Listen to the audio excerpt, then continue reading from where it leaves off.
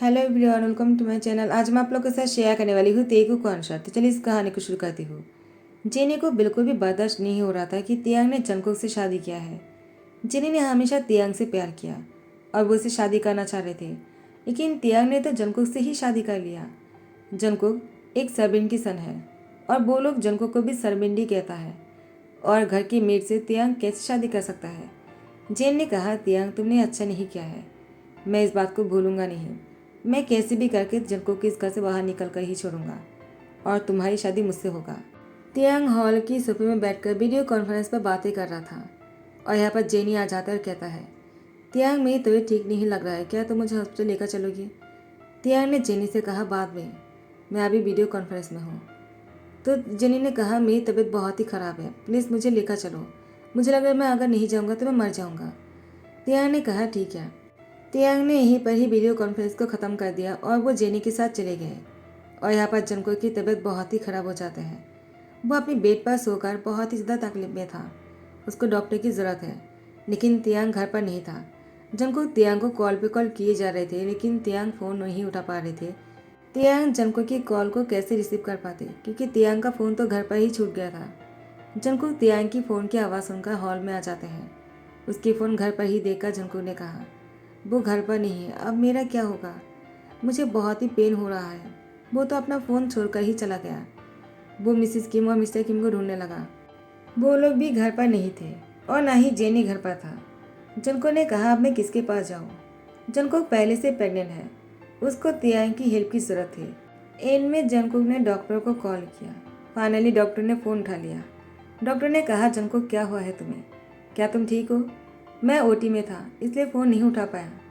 जनको ने कहा, डॉक्टर मुझे बहुत ही पेन हो रहा है। डॉक्टर ने कहा, तुम हॉस्पिटल आ जाओ, तियांग कहाँ है। जनको ने कहा, डॉक्टर घर पर कोई नहीं है सिवाय मेरे। डॉक्टर ने कहा, ठीक है, मैं एम्बुलेंस के साथ नर्स को भेज देता हूँ, वो तुम्हें हॉस्पिटल लेकर आ जाएगा।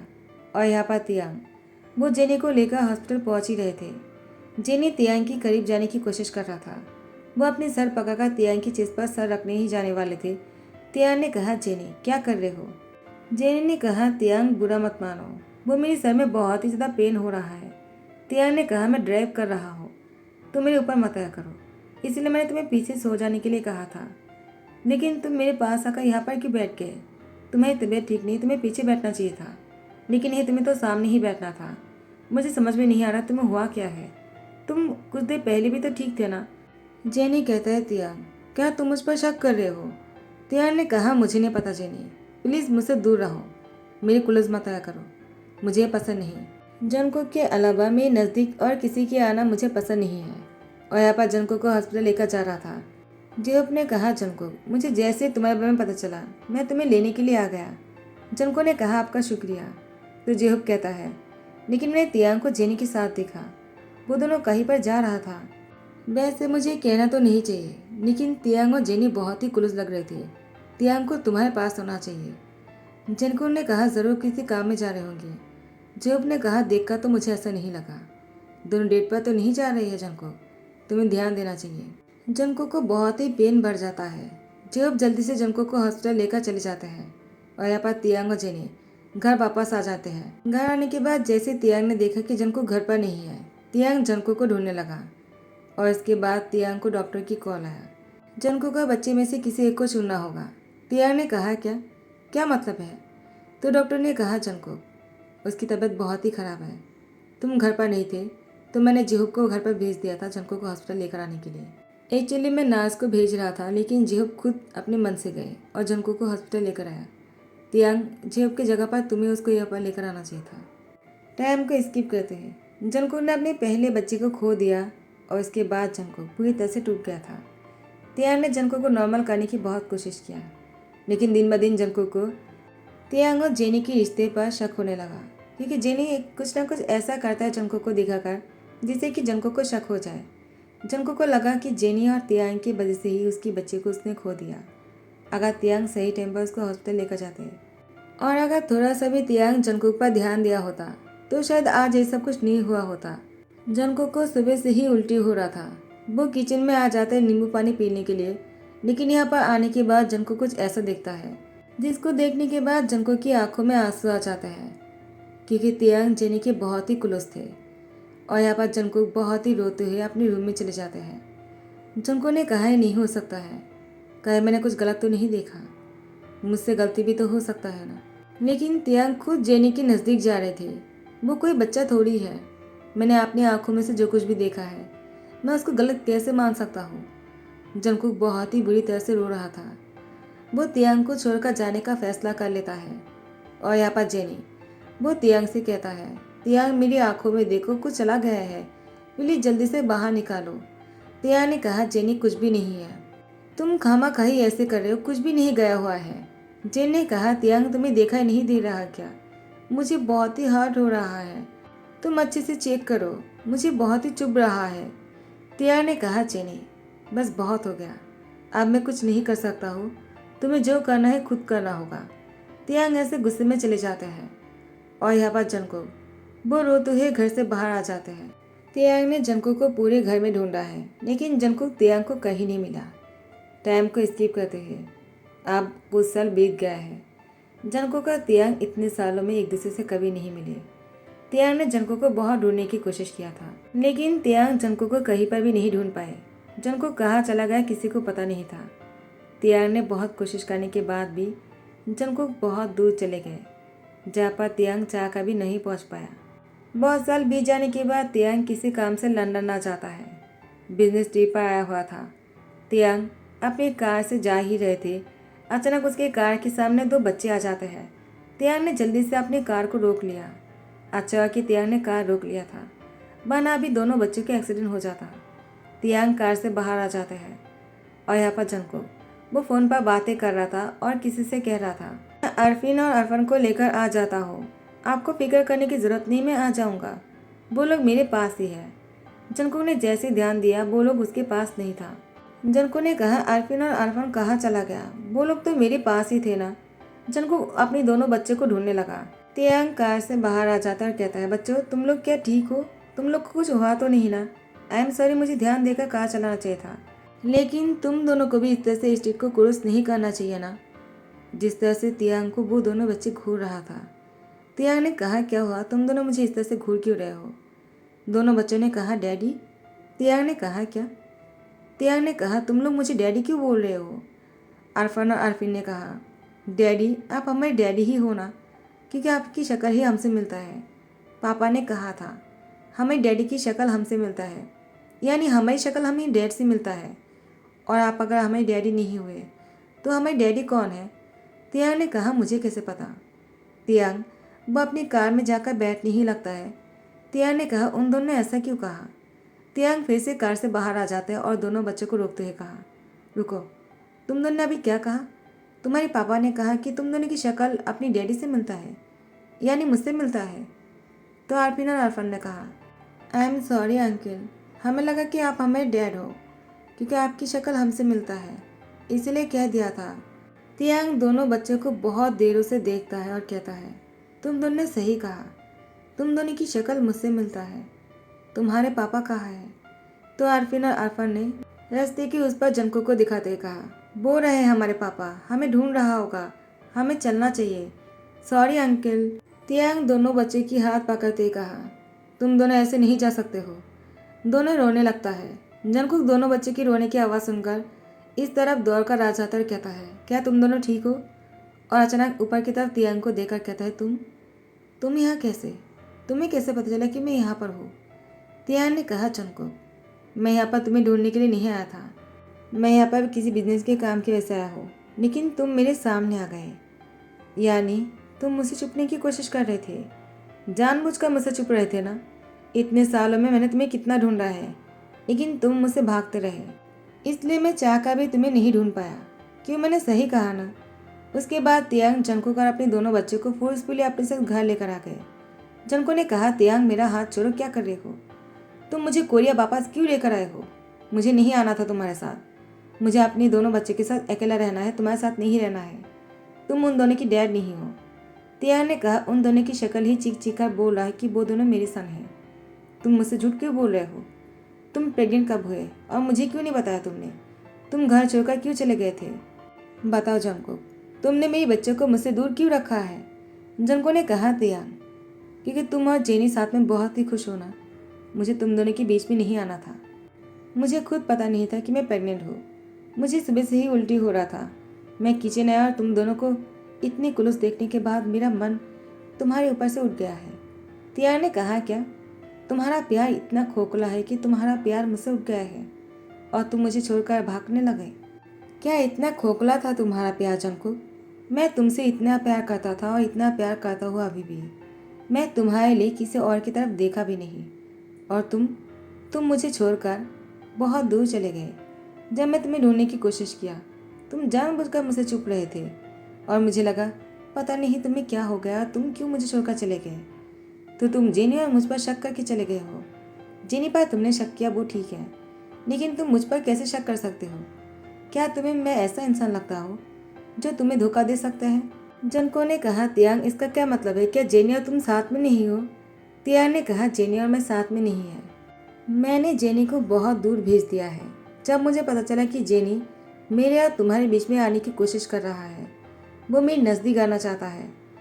सब कुछ सुन लेने के बाद जंकुक को अपनी गलती की पछतावा होने लगा, लेकिन तियांग जंकुक से बहुत नाराज है। वो उससे कोई बात नहीं करना चाहता है। तियांग ने कहा, जंकुक तुमने जो कुछ भी किया है ना, उसके लिए मैं तुम्हें माफ़ नहीं कर सकता हूँ।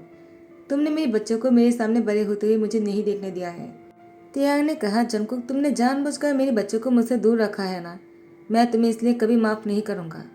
जंकुक ने कहा, तियांग मुझसे गलती तो हुआ है, तो मैं इसके लिए पछतावा भी ज़रूर करूँगा। मैं कैसे भी करके तुम्हारे दिल को फिर से जीत लूँगा, चाहे इसके लिए मुझे कुछ भी करना पड़े।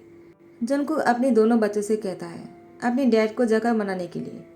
जंकुक के साथ तो तियांग बात नहीं करता, लेकिन तियांग अपने बच्चों के साथ ज़रूर बात करता है। वह अपने बच्चों के साथ टाइम स्पेंड करता है, उन दोनों को बाहर घूमने लेकर जाता है, बहुत सही शॉपिंग करवा देता है और उन दोनों को बहुत ही अच्छी स्कूल में एडमिट कर देते हैं। दोनों बहुत ही खुश भी लग रहे थे तियांग जैसे डैड पाकर। तियांग बहुत ही रिच के साथ साथ बहुत ही गुड लुकिंग भी है। आफरीन और आफरन को अपने डैड बहुत पसंद आए। तियांग भी अपने बच्चे के साथ बहुत ही खुशी से टाइम स्पेंड करने लगा। जंकुक को बहुत ही गुस्सा आ रहा था क्योंकि तियांग उसकी तरफ देख भी नहीं रहा था। जंकुक जानबूझकर तियांग की आंखों के सामने आकर खड़े हो जाते हैं।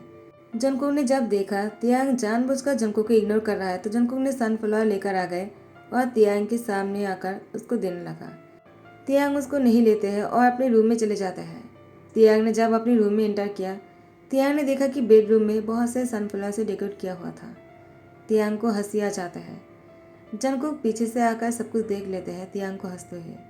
तियांग जैसे जंकुक को देखता है, वो दोबारा से अपनी शक्ल को बहुत ही ज़्यादा रूड बना लेता है, जैसे कि कुछ हुआ ही नहीं हो। लेकिन जंकुक भी कुछ कम नहीं, वो पीछे से तियांग को आकर हक कर लेता और कहता है, आई एम सॉरी, मुझसे गलती हो गई है। तुम मुझे जो भी सजा दोगे ना, मैं उसको अपने सर नीचे करते हुए कबूल कर लूँगा, लेकिन प्लीज़ मुझे ऐसे ही तड़पाओ मत। तियांग ने कहा, जंकुक तुमने मुझसे 7 साल छीन लिया है और मेरे बच्चों को मुझसे दूर रखा है, मैं तुम्हें इतने आसानी से कैसे माफ़ कर दूँ? जंकुक ने तियांग को और भी कस के पकड़ते कहा, क्या तुम्हें अच्छा लगेगा अगर कुछ और साल बीत गए और तुम मुझसे रूठे रहे? क्या इससे हम दोनों खुश रह पाएंगे?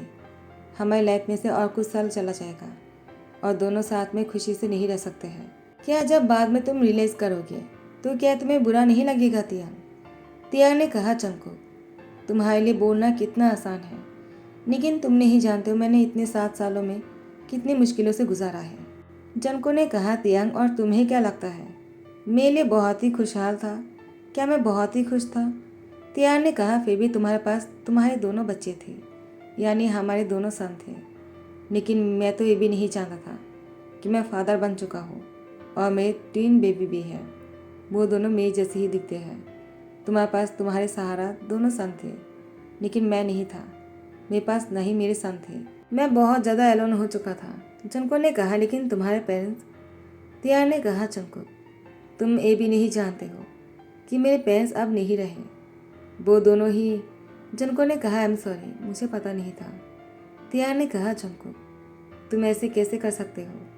जंकुक ने तियांग की पैर पकड़कर माफ़ी मांगने ही वाले थे, तियांग ने जंकुक की हाथ पकड़कर अपनी बाहों में खींच लिया और टाइटली हक करते कहा, दोबारा ऐसा मत करना, वरना मैं जी नहीं पाऊंगा।